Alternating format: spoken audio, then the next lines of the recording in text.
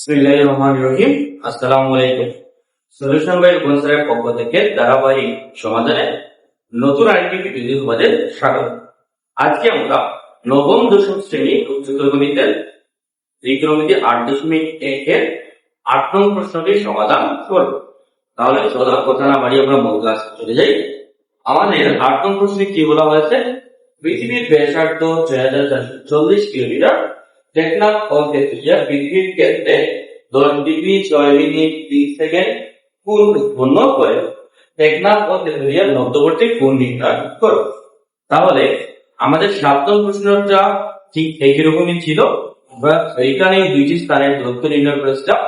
এখানেও আমাদের কি বলা হয়েছে? টেকনাফ এবং তেতুলিয়ার দূরত্ব নির্ণয় করতে বলা হয়েছে। তাহলে এই জন্য আমাদের কোন তথ্যটা দেওয়া আছে? যে পৃথিবীর ব্যাসার্ধ দেওয়া আছে এবং পৃথিবীর কেন্দ্রে যে কোণটা উৎপন্ন হয়েছে ওই কোণটার মান দেওয়া আছে। তাহলে ব্যাসার্ধকে আমরা আর দ্বারা প্রকাশ করি আর কোণটাকে তো আমরা থিটা দ্বারা প্রকাশ করি। আর আমরা এটা জানি s r থিটা। এই s দ্বারা বোঝায় বৃত্তচাপের দৈর্ঘ্য, r দ্বারা বোঝায় ব্যাসার্ধ, থিটা দ্বারা অন্তর্ভুক্ত কোণ।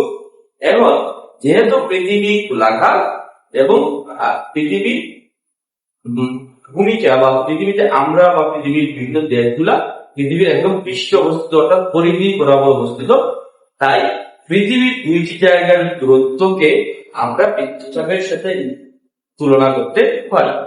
যে এই হলো পৃথিবী, এটা তার কেন্দ্র, এই জায়গায় আছে টেকনাফ, এই জায়গায় আছে। তাহলে এই টেকনাফ থেকে যদি আমরা দূরত্ব নির্ণয় করবো, তাহলে এইটা কি নতুন গোলাকার থেকে একটা অংশ যেটাকে আমরা বৃত্তচাপ বলি। তাহলে আমরা এই জিনিসটা মনে রাখবো, বৃত্তচাপের দৈর্ঘ্য এবং পৃথিবীর দুইটি স্থানের দূরত্বটা সমান। যে পৃথিবীর দুইটি স্থানের যদি আমরা দূরত্ব নির্ণয় করবো, তাহলে আমরা কি নির্ণয় করবো? বৃত্তচাপের দৈর্ঘ্যটা বলবো। তাহলে বৃত্তচাপের দৈর্ঘ্য আমরা s নির্ণয় করবো। এর জন্য আমাদের r এর মানের প্রয়োজন এবং থিটার মানের প্রয়োজন। তাহলে আমাদের পৃথিবীর ব্যাসার্ধ আর দেওয়া হলো 6440 আর থিটা কোণটা দেওয়া আছে, কিন্তু এখানে কোয়েশ্চন আসছে যে এই মানটা আমরা ব্যবহার করবো কিভাবে? এইটা তো আছে ডিগ্রি এককে, কিন্তু যখন আমরা s r তে ব্যবহার করি এটা তো থাকে রেডিয়ান।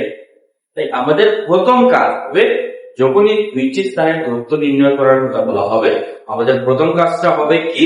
এই থিটা কোণটাকে রেডিয়ান এককে প্রকাশ করা বা রেডিয়ান এককে নিয়ে যাও। তাহলে চলো আমরা অঙ্কটা শুরু করি। এবারে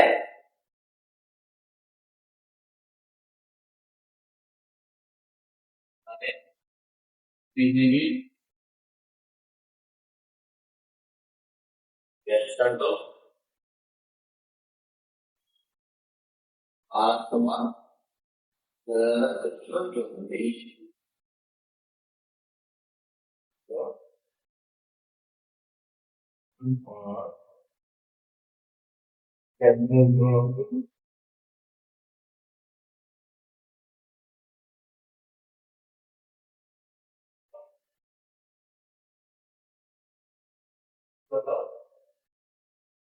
ডিগ্রি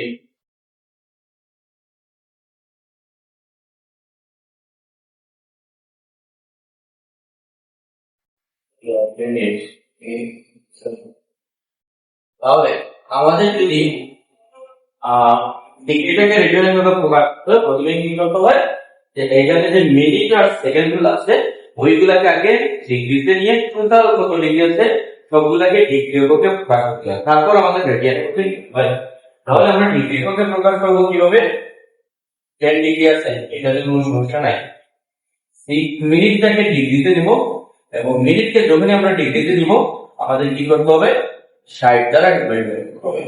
এবং যখন আমরা সেকেন্ডকে ডিগ্রিতে নিব তখন 3600 দ্বারা কি করতে হবে? ডিভাইড করতে। যখন আমরা মিনিটকে ডিগ্রিতে নিব 60 দ্বারা ডিভাইড করব, আর যখন আমরা সেকেন্ডকে ডিগ্রিতে নিব তখন আমরা 3600 দ্বারা কি করব? ডিভাইড করব। এখন আমরা যদি 6 কে ডিভাইড করি 60 দ্বারা তাহলে কত আসবে? 0.6 0.1 ডিগ্রি। আর ডিগ্রি যদি আমরা 3600 দ্বারা ডিভাইড করি পারবেন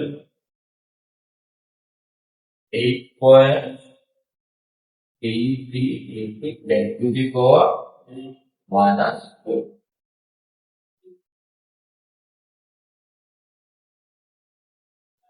Total number আসবে আমাদের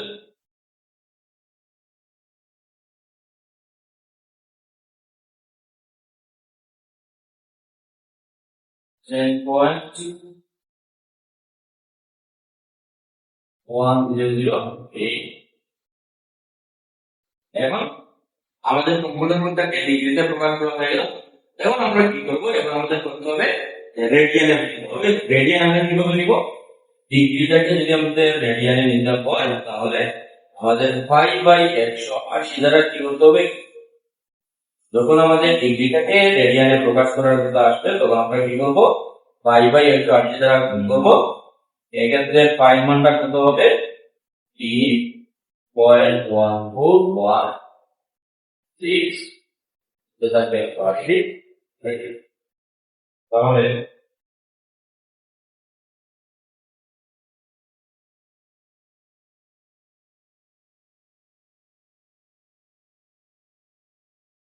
(0.7176)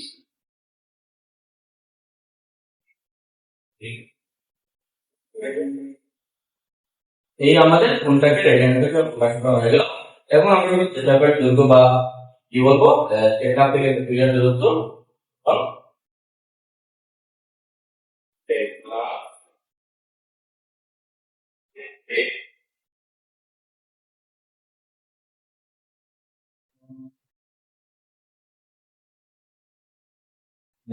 here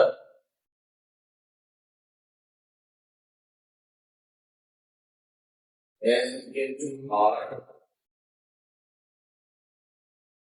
আর এর মান কত 6440, যেমন আমরা 0.17